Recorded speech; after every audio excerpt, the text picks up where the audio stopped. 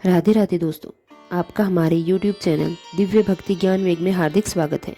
श्री शिवाय नमस्तुभ्यम।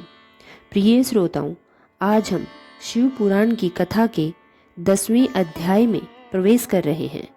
कलयुग का समय चल रहा है, जहाँ आस्था डगमगाने लगती है, जहाँ मनुष्य को सही और गलत में अंतर कर पाना कठिन हो गया है।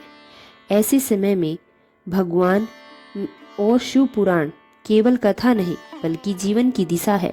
शिव को जानना, उनके चरित्र को समझना कलयुग के भ्रम, मोह, लोभ और दुखों से पार पाने वाला सबसे सरल उपाय है। इस युग में कोई मार्ग यदि सच्चा है तो वो है भोलेनाथ की भक्ति और उनके ज्ञान की स्मृति। आज की कथा में भी कुछ ऐसा ही संदेश छुपा हुआ है जो कलयुग के अंधकार में शिव ज्योति की तरह आपका मार्ग प्रशस्त करेगा। तो आइए आज की कथा से पहले हम सभी प्रार्थना करें। हे कल्याणकारी शिव, इस युग में जब मनुष्य उलझनों से घिरा है, आप ही उसे सरलता और शांति की राह दिखा सकते हैं। आपकी कृपा से हमारा मन स्थिर रहे और हम हर दिन आपकी कथा से कुछ ऐसा सीखें जो हमारे जीवन में उजाला ला सके। हर हर महादेव। श्री ब्रह्मा जी कहते हैं, हे नारद, भगत वत्सल्य भगवान विष्णु राजा सौभव का हित साधन करने के लिए ब्राह्मण का रूप धारण कर दधिच के आश्रम में गए। वहां उन जगत गुरु श्री हरि ने शिव भक्त शिरोमणि ब्रह्म ऋषि दधिच को प्रणाम करके शिव के कार्य की सिद्धि के लिए उद्धत हो उनसे यह बात कही। श्री विष्णु जी बोले, भगवान शिव की आराधना में तत्पर रहने वाले अविनाशी ब्रह्म श्री ऋषि दधिच, मैं तुमसे एक वर मांगता हूँ। शिव के कार्य की सिद्धि चाहने वाले देवादि देव श्री हरि के इस प्रकार याचना करने पर शिव शिरोमणि दधिच ने शीघ्र ही भगवान विष्णु से इस प्रकार कहा, हे ब्राह्मण, आप क्या चाहते हैं? यह मुझे याद हो गया है। आप शुभ का कार्य सिद्ध करने के लिए साक्षात श्री हरि ही हैं। यहाँ पर ब्राह्मण का रूप धारण करके पधारे हैं, इसमें कोई संदेह नहीं कि आप पूरे मायावी हैं। किंतु हे देवेश, हे जनार्दन, मुझे भगवान रुद्र की कृपा से भूत, भविष्य और वर्तमान तीनों लोकों का ज्ञान सदा प्राप्त रहेगा। हे शिवव्रत, मैं आपको जानता हूँ, आप पापाहारी श्री हरि और विष्णु हैं। हे ब्राह्मण का वेश छोड़िए, दुष्ट बुद्धि वाले राजा शिव ने आपकी आराधना की है, इसलिए यहाँ आप पधारे हैं। हे भगवान, हे हरे, आपकी भक्त वत्सल्यता को भी मैं जानता हूँ। यह छल छोड़िए, अपने रूप को ग्रहण कीजिए और भगवान शंकर को स्मरण कर मन में लगाइए। भगवान शंकर की आराधना में मैं लगा रहता हूँ। ऐसी दशा में भी यदि मुझसे किसी को भय हो तो आप उसे यत्न पूर्वक सत्य की शपथ की साथ कहिए। मेरा मन शिवजी के स्मरण में लगा रहता है। मैं कभी झूठ नहीं बोलता। इस संसार में किसी देवता या दैत्य का मुझे कोई भय नहीं होता। तब श्री विष्णु बोले, उत्तम व्रत का पालन करने वाले हे दधिच, तुम्हारा भय सर्वथा नष्ट ही है, क्योंकि तुम शिव जी की आराधना में तत्पर हैं, इसलिए सर्वज्ञ हो। परंतु मेरे कहने से तुम एक बार अपने प्रतिद्वंदी राजसु को यह कह दो कि राजेंद्र में मैं तुमसे डरता हूँ। भगवान विष्णु का यह वचन सुनकर महामुनि दधिच निर्भय होकर बोले। हे दधिच ने कहा, मैं देवादि देव पिनाक वाणी भगवान शंभु के प्रसाद से कहीं कभी किसी से और किंचित मात्रा में भी नहीं डरता। मैं निर्भय रहता हूँ। इस पर श्री हरि ने मुनि को दबाने की चेष्टा की। देवताओं ने भी वहां पर उनका साथ दिया, किंतु सब के सभी अस्त्र कुंठित हो गए। तदंतर भगवान विष्णु ने अगणित गणों की सृष्टि की, परंतु महर्षि ने उनको भी भस्म कर दिया। तब भगवान ने अपनी अनंत विष्णु मूर्ति प्रकट की। यह सब देखकर च्यवन कुमार ने वहां जगदीश्वर भगवान विष्णु से कहा, हे महाबाहु, माया को त्याग दीजिए। विचार करने से यह प्रतिभा समात्र प्रतिमा होगी। हे माधव, मैंने सहस्त्रों दुर्विगो वस्तुओं को जान लिया है। आप मुझ में अपने सहित संपूर्ण जगत को देखिए। निरालस्य होकर मुझ में ब्रह्मा को भी दर्शन कीजिए। मैं आपको दिव्य दृष्टि प्रदान करता हूँ। ऐसा कहकर भगवान शिव के तेज से पूर्ण शरीर वाले च्यवन कुमार दधिच ने अपनी देह में समस्त ब्रह्मांड का दर्शन कराया। तब भगवान विष्णु ने उन पर पुनः कोप करना चाहा, क्रोध करना चाहा। इतने में ही मेरे साथ राजा राजक्षु वहां आ पहुंचे और देवताओं को क्रोध करने से रोक लिया। मेरी यह बात सुनकर इन लोगों ने ब्राह्मण को प्रास नहीं किया।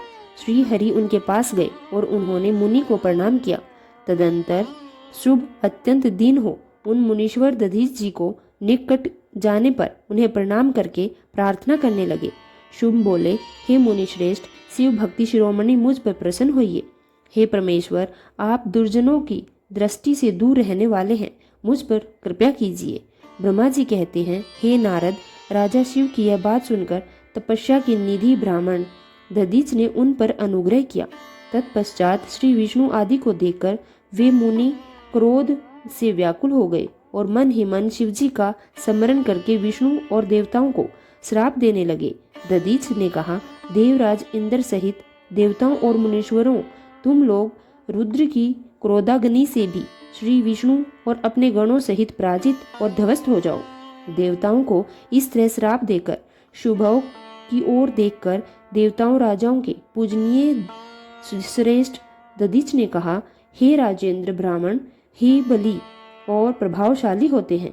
ऐसा स्पष्ट रूप से कहकर ब्राह्मण दधीच अपने आश्रम में प्रविष्ट हो गए। फिर दधीच को नमस्कार मात्र करके शुभ अपने घर को चले गए। इसके बाद भगवान विष्णु देवताओं के साथ जैसे आए थे उसी तरह अपने बैकुंठ लोक को वापस लौट गए। इस तरह वह स्थान स्थानेश्वर के नाम से तीर्थ के रूप में प्रसिद्ध हो गया। स्थानेश्वर की यात्रा करके मनुष्य शिवजी नामक राजयूज प्राप्त कर लेता है। हे तात, तुम्हें मैंने संक्षेप से शुभ और दधीच के विवाद की कथा सुनाई और भगवान शंकर को छोड़कर केवल ब्रह्मा जी और विष्णु जी को जो श्राप प्राप्त हुआ था उसका भी वर्णन किया। जो शुभ और दधीच के विवाद संबंधी इस प्रसंग का नित्य पाठ करता है वह अब मृत्यु को जीतकर देह त्याग के पश्चात ब्रह्मलोक को जाता है। जो इसका पाठ करके रणभूमि में प्रवेश करता है उसे कभी मृत्यु का भय नहीं होता तथा वह निश्चय ही विजय होता है। देवऋषि नारद ने कहा, हे विधाता, हे महाप्रभ, आप शिव तत्व का साक्षात्कार कराने वाले हैं। आपने यह बड़ी अद्भुत और रमणीय शिव लीला सुनाई है। हे तात, वीरभद्र जब दक्ष के यज्ञ का विनाश करके कैलाश पर्वत पर चले गए तब क्या हुआ, यह भी हमें बताइए। तब श्री ब्रह्मा जी नारद से कहने लगे, रुद्रदेव के सैनिकों ने जिनके अंग भंग कर दिए थे वे समस्त पराजित देवता और मुनि उस समय मेरे लोक में आए। वहां मुझ स्वयंभू को नमस्कार करके सबने मेरा सत्वन किया। फिर अपने विशेष कलेश का पूर्ण रूप से सुनाया। उसे सुनकर मैं पुत्र शोक से पीड़ित हो गया और अत्यंत व्यग्र होकर व्यथित मन से बड़ी चिंता करने लगा। फिर मैंने भक्ति भाव से भगवान विष्णु का स्मरण किया। इससे मुझे समयोचित ज्ञान प्राप्त हो गया। तदंतर देवताओं और मुनियों के साथ मैं विष्णु लोक को गया और वहां पर मैंने भगवान विष्णु को नमस्कार कर नाना प्रकार के स्त्रोतों द्वारा उनकी स्तुति की और उनसे अपना दुख निवेदन किया। मैंने कहा, हे देव, जिस तरह भी यज्ञ पूर्ण हो, यजमान जीवित हो और समस्त देवता तथा मुनि सुखी हो जाए वैसा उपाय कीजिए। देव रमानाथ देव सुखादायक, हे विष्णु, हम देवता और मुनि निश्चय ही आपकी शरण में आए हैं। मुझ ब्रह्मा की यह बात सुनकर भगवान लक्ष्मीपति विष्णु, जिनका मन सदा शिव में लगा रहता है और जिनके हृदय में कभी दीनता नहीं आती, शिवजी का स्मरण कर इस प्रकार बोले। श्री विष्णु ने कहा, हे देवताओं, परम समर्थ तेजस्वी पुरुष से कोई अपराध बन भी जाए तो उसके बदले में अपराध करने वाले मनुष्य के लिए वह अपराध मंगलकारी नहीं हो सकता। विधाता, समस्त देवता परमेश्वर शिव के अपराधी हैं, क्योंकि इन्होंने भगवान शंभु को यज्ञ का भाग नहीं दिया। अब तुम सब लोग शुद्ध हृदय से शीघ्र ही प्रसन्न होने वाले उन भगवान शिव के पैर पकड़कर उन्हें प्रसन्न करो, उन्हें मनाओ, उनसे क्षमा मांगो। जिन भगवान के कुपित होने पर यह सारा जगत नष्ट हो जाता है तथा जिनके शासन से लोकपालों का यज्ञ जीवन शीघ्र ही समाप्त हो जाता है, वे भगवान महादेव इस समय अपनी प्राण वल्लभा सती से बिछुड़ गए हैं तथा अत्यंत दुरात्मा दक्ष ने अपने दुर्वचन रूपी बाणों से उनका हृदय को भी घायल कर दिया है। अतः तुम लोग शीघ्र ही जाकर उनसे अपने अपराधों के लिए क्षमा मांगो। विधेय उन्हें शांत करने का केवल यही सबसे बड़ा उपाय है और मैं समझता हूँ कि ऐसा करने से भगवान शंकर को संतोष होगा। यह मैंने सच्ची बात कही है। और ब्राह्मण, मैं भी तुम लोगों के साथ शिव जी के निवास पर चलूंगा और उनसे क्षमा मांगूंगा। देवता आदि सहित मुझ ब्रह्मा को इस प्रकार आदेश देकर श्री हरि देव गणों के साथ कैलाश पर्वत पर जाने का विचार करने लगे। तदंतर देवता मुनि और प्रजापति दक्ष आदि जिनके स्वरूप ही हैं, वे श्री हरि उन सबको साथ लेकर अपने बैकुंठ धाम से भगवान शिव के शंभु निवास गिरि श्रेष्ठ कैलाश पर गए। कैलाश भगवान शिव को सदा ही अत्यंत प्रिय है। मनुष्य से भिन्न किन्नर, अप्सराएं और योग सिद्ध महात्मा पुरुष उसका भली भांति सेवन करते हैं तथा वह पर्वत बहुत ही ऊंचा है। उसके निकट रुद्र देव के मित्र कुबेर की अलका नामक महादिव्य और रमणी पुरी है, जिसे सब देवताओं ने बड़े आश्चर्य के साथ देखा। उस पुरी के पास ही सिंहधानिक वन में भी देवताओं की दृष्टि में आया, जो सब प्रकार के वृक्षों से हरा भरा और दिव्य था। उसके भीतर सर्वत्र सुगंध फैलाने वाले सौगंधित नामक कमल खिले हुए थे। उसके बाहरी भाग में नंदा और अलकनंदा अत्यंत पावन दिव्य सरिताएं बहती, जो दर्शन मात्र से प्राणियों के पाप हर लेती है। यक्षराज कुबेर की अलकापुरी और सौगंधित वन को पीछे छोड़कर वे आगे बढ़ते हुए देवताओं ने थोड़ी ही दूर पर शंकर जी के वट वृक्ष को देखा। उसके चारों ओर अपनी अविचल छाया फैला रखी थी। वह वृक्ष 100 योजन ऊंचा था और उसकी शाखाएं 75 योजन तक फैली हुई थी। उस पर कोई घोंसला नहीं था और ग्रीष्म का ताप तो सदा उससे दूर ही रहता था। बड़े पुण्यात्मा पुरुषों को ही उसका दर्शन हो सकता है। वह पूर्ण रमणीय और अत्यंत पावन है। वह दिव्य वृक्ष भगवान शंभु का योग स्थल है। योगियों द्वारा सेव्य और परम उत्तम मुमुक्षुओं के आश्रयभूत उस महामय वट वृक्ष के नीचे विष्णु आदि भगवान शंकर को विराजमान देखा। मेरे पुत्र महासिद्ध सनकादिक, जो सदा शिव भक्ति में तत्पर रहने वाले और शांत है, बड़ी प्रसन्नता के साथ उनकी सेवा में बैठे हुए थे। भगवान शिव का श्री विग्रह परम शांत दिखाई देता था। उनके सखा कुबेर, जो गुहकों और राक्षसों के स्वामी हैं, अपने सेवक गणों तथा कुटुंबजनों के साथ विशेष रूप से उनकी सेवा में लगे हुए थे। वे परमेश्वर शिव उस समय तपस्वी जनों को परम प्रिय व सुंदर रूप धारण करके बैठे हुए थे। भस्म आदि से उनके अंगों की बड़ी शोभा हो रही थी। भगवान शिव अपने वात्सल्य स्वभाव के कारण सारे संसार को सुहृद हैं। हे नारद, उस दिन वे एक कुशासन पर बैठे थे और सब संतों के सुनते हुए तुम्हारे प्रसन्न तुम्हें उत्तम ज्ञान का उपदेश दे रहे थे। वे बायां चरण अपनी दाएं जांघ पर और बायां हाथ बाएं घुटने पर रखे कलाइयों में रुद्राक्ष की माला डाले सुंदर तरक मुद्रा से विराजमान थे। इस रूप में भगवान शिव का दर्शन करके उस समय विष्णु आदि सभी देवताओं ने दोनों हाथ जोड़कर मस्तक झुकाकर तुरंत उनके चरणों में प्रणाम किया।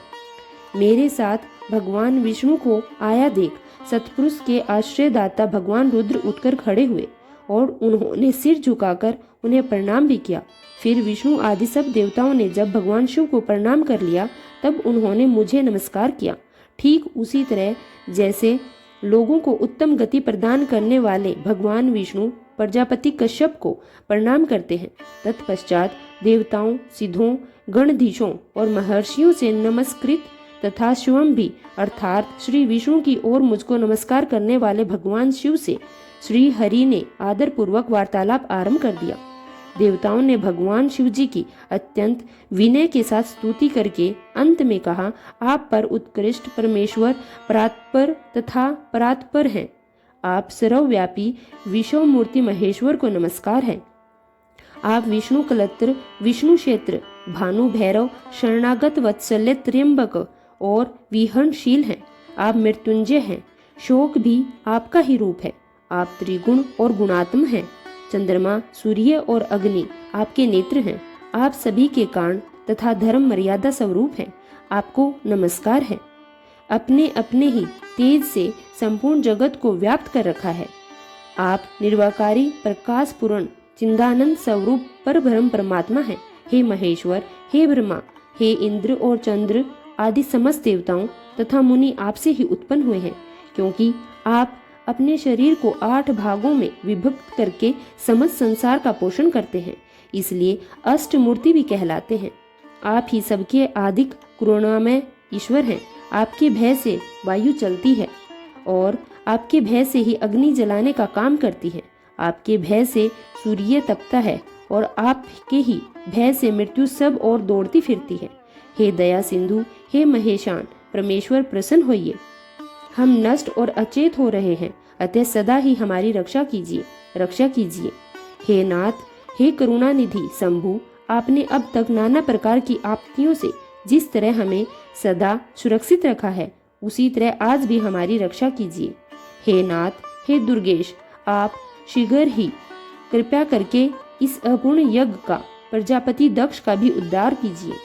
भग को अपनी आंखें मिल जाए, यजमान दक्ष जीवित हो जाए, पूषा के दांत जम जाए और भृगु की दाढ़ी मूछ पहले जैसी हो जाए। हे शंकर, आयुधों और पत्थरों की वर्षा से जिनके अंग भंग हो गए हैं, उन देवता आदि पर आप सर्वथा अनुग्रह करें, जिससे उन्हें पूर्णतः आरोग्य लाभ हो।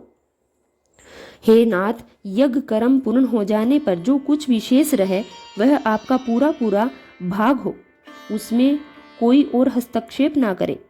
हे रुद्रदेव, आपके भाग्य से ही यह यज्ञ पूर्ण हो अथवा ना हो, ऐसा कहकर मुझ ब्रह्मा के साथ सभी देवतागण अपराध क्षमा करने के लिए उद्यत होकर हाथ जोड़कर भूमि पर दंडवत समान पड़ गए।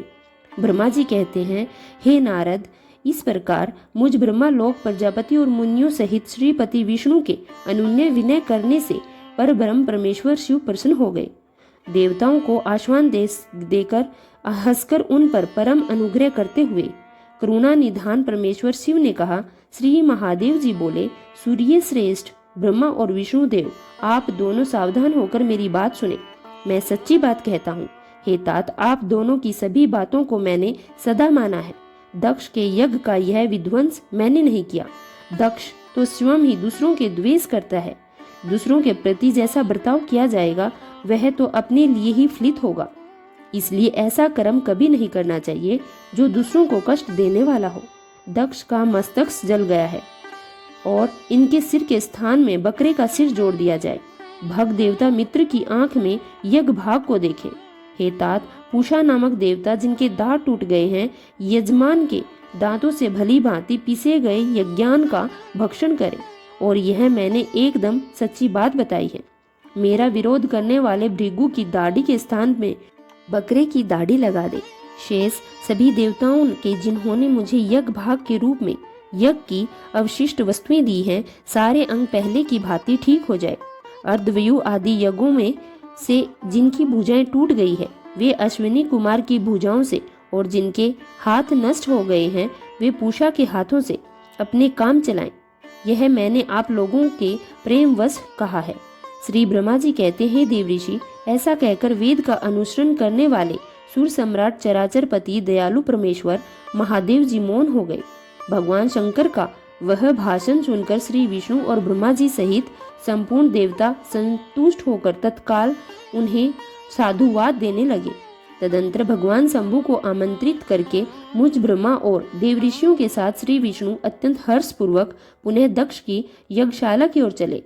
इस प्रकार उनकी प्रार्थना से भगवान शंभु विष्णु आदि देवताओं के साथ कनखल में स्थित प्रजापति दक्ष की यज्ञशाला में पधारे। उस समय रुद्रदेव ने वहां यज्ञ का और विशेषतः देवताओं तथा ऋषियों का जो कि वीरभद्र के द्वारा विध्वंस किया गया था उसे देखा।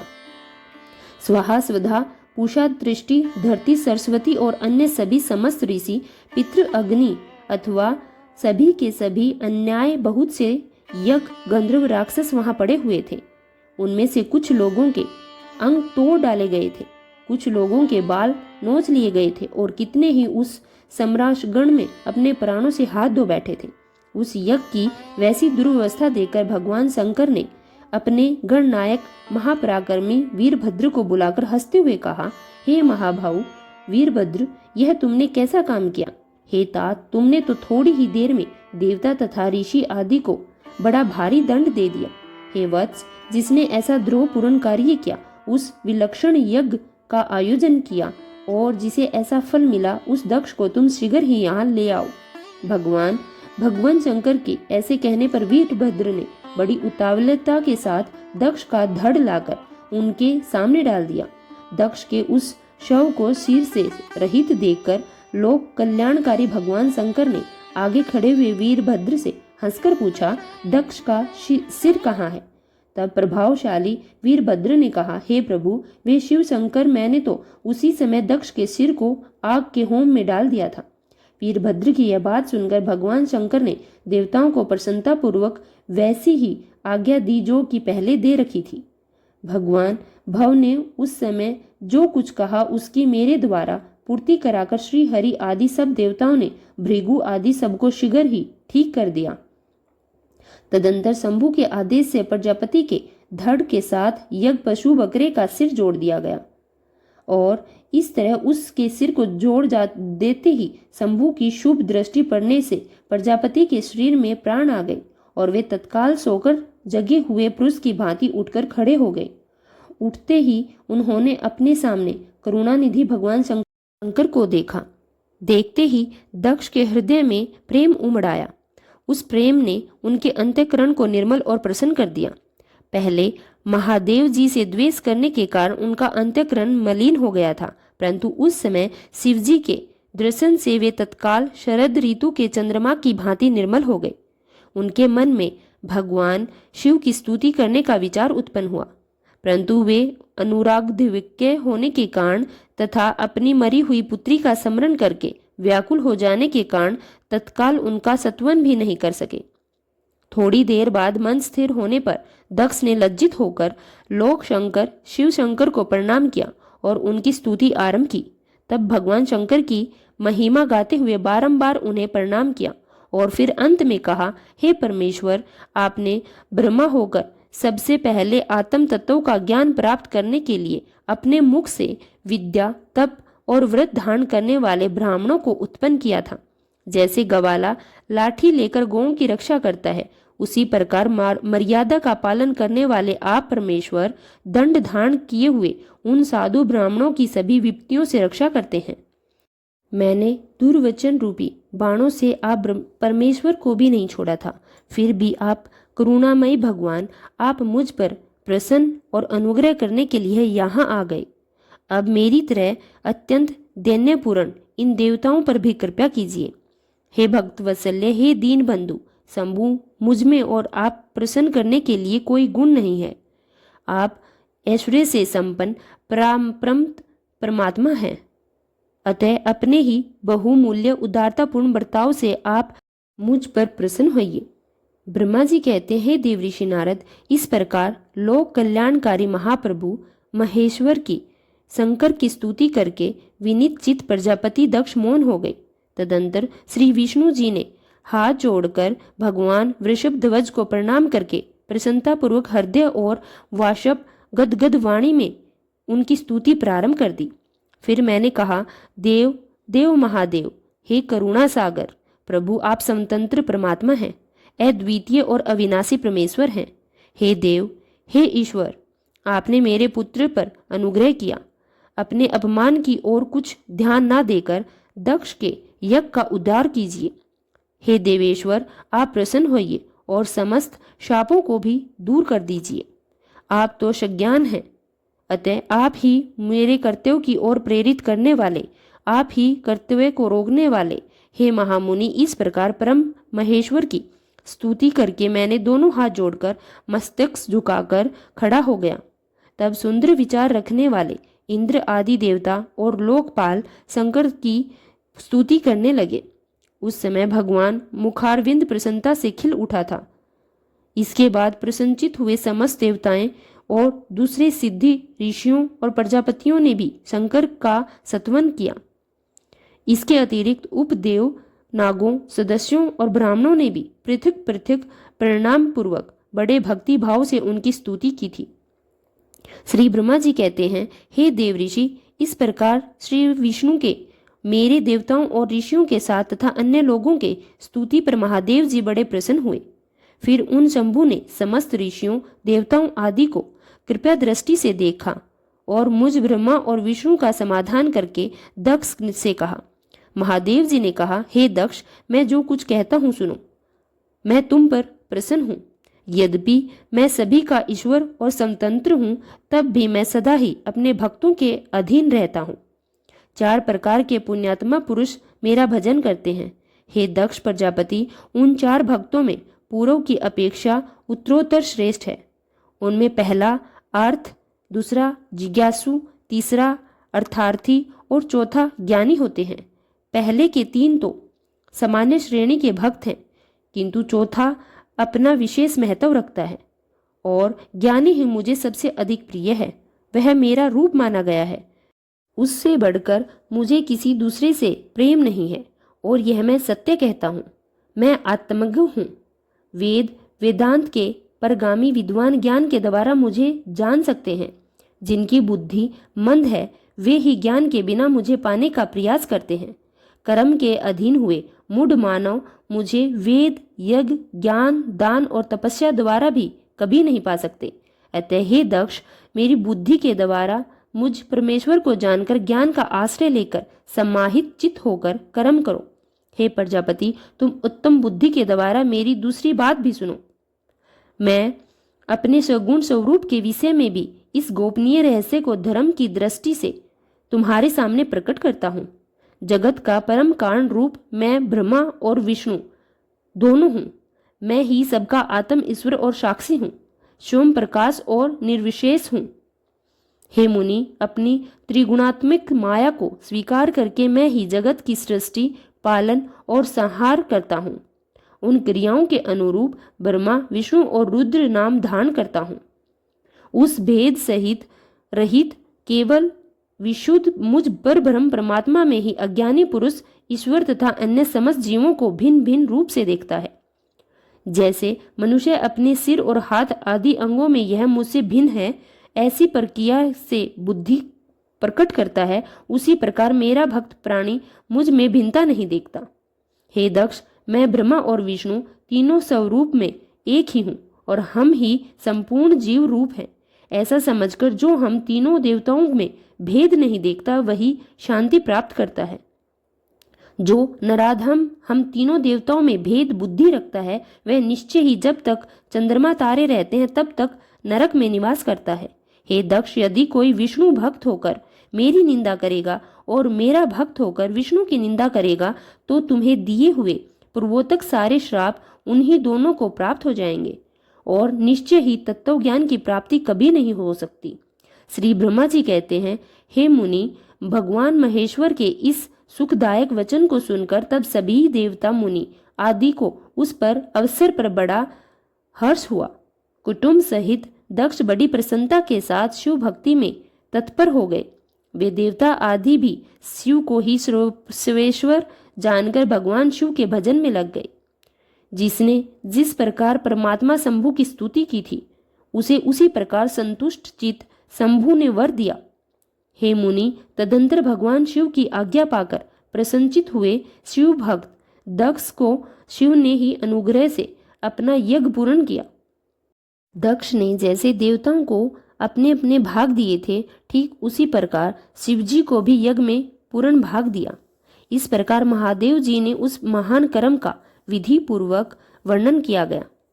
प्रजापति ने ऋतजों के सहयोग से उस यज्ञ कर्म को विधिवत समाप्त किया और हे मुनीश्वर, इस प्रकार पर ब्रह्म स्वरूप शंकर जी के प्रसाद से वह दक्ष यज्ञ पूर्ण हो गया। तदंतर सभी देवता और ऋषि संतुष्ट होकर भगवान शिव के यश का वर्णन करते हुए अपने अपने स्थानों को चले गए। दूसरे लोग भी उस समय वहां से सुखपूर्वक विदा हो गए। मैं और श्री विष्णु भी अत्यंत प्रसन्न होकर भगवान शिव के सर्व मंगलदायक सुयश का निरंतर गान करते हुए अपने अपने स्थान को सानाथ चले गए। सतपुरुष के आश्रयभूत महादेव जी की दक्ष से सम्मानित होकर प्रीति और प्रसन्नता के साथ गणों सहित अपने निवास स्थान कैलाश पर्वत पर चले गए। अपने पर्वत पर आकर शंभु जी ने अपने प्रिया सती का स्मरण किया और प्रधान प्रधान गणों से उनकी कथा कही। इस प्रकार दक्ष कन्या सती यज्ञ में अपने शरीर को त्याग कर हिमालय की पत्नी मैना के गर्भ से उत्पन्न हुई। यह बात प्रसिद्ध है। फिर वहां तपस्या करके गौरी शिवा ने भगवान शिव का पति रूप में वर्णन किया और वे उनके वामंग में स्थान पाकर अद्भुत लीलाएं करने लगी। हे नारद, इस तरह मैंने तुमसे सती के परम अद्भुत दिव्य चरित्र का वर्णन किया है, जो भोग और मोक्ष को देने वाला और संपूर्ण कामनाओं को पूर्ण करने वाला है। यह उपाख्यान पाप को दूर करने वाला पवित्र और परम पावन है, स्वर्ग और यश आयु को देने वाला है और पौत्र पुत्र रूपी फल प्रदान करने वाला है। हे तात, जब भक्तिमान पुरुष भक्ति भाव से लोगों को यह कथा सुनाता है या सुनता है, वह इस लोक में संपूर्ण कर्मों का फल पाकर अंत में परम लोक में परम गति को प्राप्त कर लेता है। देव ऋषि कन्या हे ब्रह्मा पिता के यज्ञ में अपने शरीर का परित्याग करके दक्ष कन्या जगदम्बा सती देवी किस प्रकार गिरिराज हिमालय की पुत्री हुई, किस तरह अत्यंत उग्र तपस्या होने पर उन्होंने पुनः शिव को पति रूप में प्राप्त किया, यह मेरा प्रश्न है। आप भली भांति विशेष रूप से प्रकाश डालिए। तब नारद मुनि ब्रह्मा जी से इस प्रकार कहने पर ब्रह्मा जी कहने लगे, हे मुनि, हे नारद, तुम पहले पार्वती जी के जन्म, विवाह और अन्य भक्तिवर्धक चरित्र का वर्णन सुनो। हे मुनि श्रेष्ठ, उत्तर दिशा में पर्वतों का राजा हेमवान नामक एक बहुत ही महान पर्वत है, जो महा तेजस्वी और समृद्धिशाली है। उसके दो रूप प्रसिद्ध हैं, एक स्थावर और दूसरा जंगम। मैं संक्षेप से उसका सूक्ष्म अर्थ स्वरूप का वर्णन करता हूँ। वह रमणीय पर्वत नाना प्रकार के रत्नों का खान है और पूर्व तथा पश्चिम समुद्र के भीतर प्रवेश करके इस प्रकार खड़ा है मानो भूमंडल को नापने के लिए कोई मापदंड हो। वह नाना प्रकार के वृक्षों से व्याप्त है और अनेक शिखरों के कारण विचित्र शोभा से संपन्न दिखाई देता है। सिंह, व्याघ्र और पशु सदा सुखपूर्वक वहां उनका सेवन करते हैं, अर्थात वहां पर विचरण करते हैं। हिम का तो वह भंडार ही है, इसलिए अत्यंत उग्र भी जान पड़ता है। भांति भांति के हैरान कर देने वाले दृश्य से उसकी विचित्र शोभा होती है। देवता, ऋषि, सिद्ध और मुनि उस पर्वत का आश्रय लेकर रहते हैं और भगवान शिव को वह बहुत ही प्रिय है, तपस्या करने का स्थान है। स्वरूप से ही वह अत्यंत पवित्र और महात्माओं को भी पावन करने वाला है। तपस्या में वह अत्यंत शीघ्र सिद्धि प्रदान करता है, अनेक प्रकार के धातुओं की खान के लिए शुभ है। वही दिव्य शरीर धारण करके सर्वांग सुंदर रमणीय देवताओं के रूप में भी स्थित है। भगवान विष्णु का अविकृत अंश के लिए वह शैलराज साधु संतों को भी अधिक प्रिय है। एक समय ग्रीवर हिमवान ने अपने कुल परंपरा की स्थिति और धर्म की वृद्धि के लिए देवताओं तथा पितरों का हित करने की अभिलाषा से अपने विवाह करने की इच्छा से, हे मुनिवर, उस अवसर पर संपूर्ण देवता अपने स्वार्थ का विचार करके दिव्य पितरों के पास आकर उनसे प्रसन्नतापूर्वक बोले। देवताओं ने कहा, हे पितरों, आप सब लोग प्रसन्नचित होकर मेरी बात सुने, और यदि देवताओं का कार्य सिद्ध करना है तो आपको अभीष्ट हो तो शीघ्र वैसा ही करें। आपकी ज्येष्ठ पुत्री जो मैना है वह मंगल रूपिणी है, उसका विवाह आप लोग अत्यंत प्रसन्नतापूर्वक हिमवान पर्वत से कर दें। ऐसा करने पर आप सब लोगों को सर्वार्थ महान लाभ होगा और देवताओं को के दुख का निवारण भी पग पग पर होता रहेगा। देवताओं की बात सुनकर पितरों ने परस्पर विचार करके स्वीकृति दे दी और अपनी पुत्री मेना को विधि पूर्वक हिमालय के हाथ में दे दिया। उस परम मंगलमय विवाह में बड़ा उत्सव मनाया गया। हे मुनीश्वर, मैना के साथ हिमालय के शुभ विवाह का यह सुखद प्रसंग मैंने तुमसे प्रसन्नतापूर्वक कहा है। अब और क्या सुनना चाहते हो? नारद जी ने कहा, नारायण नारायण। हे विद्वान, अब आदर पूर्वक मेरे सामने मैना की उत्पत्ति का भी वर्णन कीजिए। उसे किस प्रकार शाप की प्राप्ति हुई, यह कहिए और मेरे संदेह का निवारण कीजिए। तब श्री ब्रह्मा जी कहने लगे, हे मुनि, मैंने अपने दक्ष नामक जिस पुत्र की पहले चर्चा की है, उसकी 60 कन्याएं हुई थी, जो सृष्टि की उत्पत्ति में कारण बनी। हे नारद, दक्ष ने कश्यप आदि श्रेष्ठ मुनियों के साथ उनका विवाह किया था। यह सब वृतांत तो तुम्हें विदित ही है। अब प्रस्तुत आगे का वर्णन सुनो। उन कन्याओं में से एक सवधा नाम की कन्या थी, जिसका विवाह उन्होंने पितरों के साथ किया था। सवधा की 3 पुत्रियां थी, जो सवधा की शालीन और धर्म की मूर्तियों के साथ थी। उनमें से ज्येष्ठ पुत्री का नाम था मैना, मंजली का धन्या और सबसे छोटी कन्या का नाम कलावती था। ये सारी कन्याएं पितरों की मानसी पुत्रियां बनी हुई थी, अर्थात उनके मन से प्रकट हुई थी। इनका जन्म किसी माता के गर्भ से नहीं हुआ था, इसलिए यह अयोनिजा थी, और जिनका जन्म गर्भ से नहीं होता उन्हें अयोनिज ही कहते हैं। केवल लोक व्यवहार से वे सवधा की पुत्री मानी जाती हैं। इनके सुंदर नामों के कीर्तन करके मनुष्य संपूर्ण अभीष्ट को प्राप्त कर लेता है। वे सदा संपूर्ण जगत की मंदनिया कहलाती हैं और हमेशा अभ्युदय से सुशोभित रहती हैं। सब की सब परम योगिनी, ज्ञान निधि तथा तीनों लोकों में सर्वत्र जा सकने वाली हैं। हे मुनीश्वर, एक समय वे तीनों बहनें भगवान विष्णु के निवास स्थान श्वेत द्वीप में उनका दर्शन करने के लिए गई। भगवान विष्णु को प्रणाम और भक्ति पूर्वक उनकी स्तुति करके वे उन्हीं से आज्ञा लेकर वहां ठहर गई। उस समय वहां संतों का बड़ा भारी समाज एकत्रित हुआ था। हे मुनि, उसी अवसर पर मेरे पुत्र सनकादि सिद्धगण भी वहां पर आए हुए थे और श्री हरि की स्तुति वंदना में उन्होंने उनकी आज्ञा से वो भी वहां ठहर गए। सनकादि मुनि देवताओं के लोकों में वंदित हैं।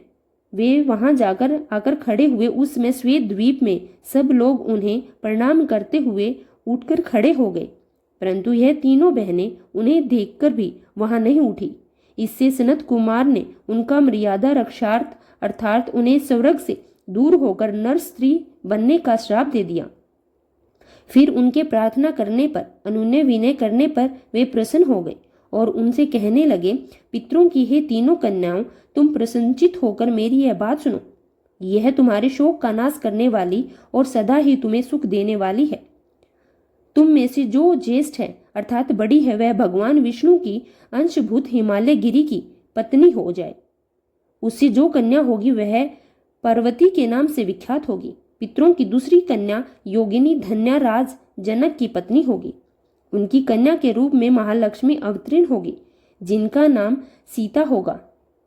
इसी प्रकार पितरों की सबसे छोटी पुत्री कलावती द्वापर युग के अंतिम भाग में वृषभ भानु वेश्य की पत्नी होगी और उसकी प्रिय पुत्री राधा के नाम से विख्यात होगी। योगिनी मेनका अर्थात मैना पार्वती जी के वरदान से अपने पति के साथ उसी शरीर से कैलाश नामक परम पद को प्राप्त हो जाएगी। धन्या तथा उनके पति जनक कुल में उत्पन्न हुए जीवन मुक्त महायोगी राजा सिरध्वज लक्ष्मी स्वरूपा सीता के प्रभाव से बैकुंठ धाम में जाएंगे।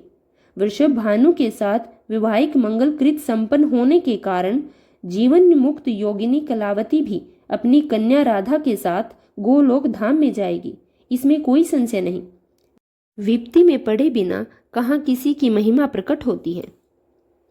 उत्तम कर्म करने वाले पुण्यात्मा पुरुषों का संकट जब टल जाता है तभी उन्हें दुर्लभ सुख की प्राप्ति होती है।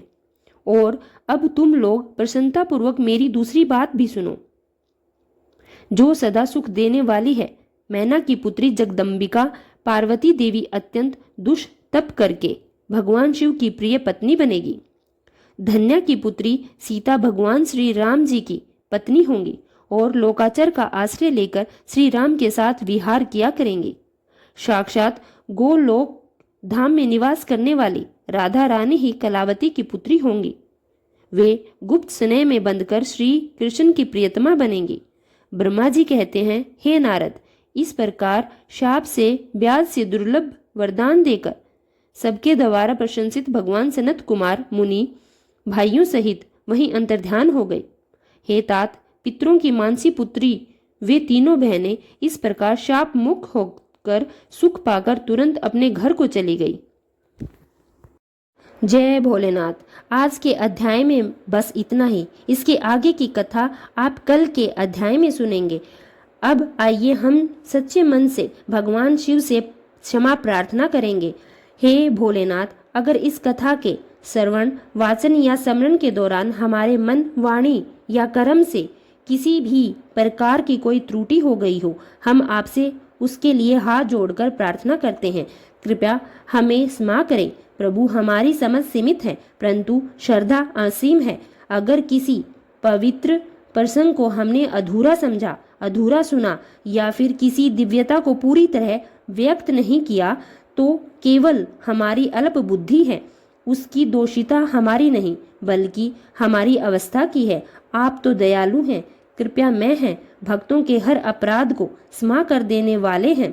हे भोलेनाथ, हमारी इस भक्ति यात्रा को स्वीकार करें और हमारे दोषों को नष्ट करके हमें अपनी शरण में रखें।